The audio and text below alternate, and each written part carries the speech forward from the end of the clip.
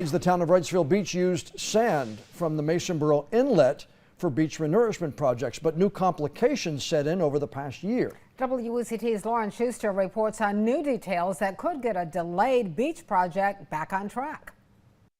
It's been 5 years since Wrightsville Beach has seen a sand renourishment, mainly due to federal restrictions, and officials say that's now become an emergency situation.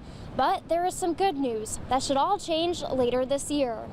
Last year, the U.S. Army Corps of Engineers became aware of a new interpretation of the Coastal Barrier Resources Act, which had restricted them from using federal funding to pull sand from Masonboro Inlet. Federal restrictions also mean crews can only do these type of renourishment projects from November to March.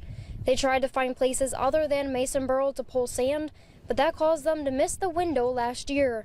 Now it's clear that their only option to meet this year's deadline is to go back to pulling sand from Masonboro Inlet. The situation at Wrightsville Beach has always been an emergency. That's why it qualified for flood control coastal emergency funding. This year it became clear, in order to put as much sand as possible on this beach while minimizing any other risks, we were going to utilize a very rarely exercised exemption to the Cobra Zone law, which is where we're at now.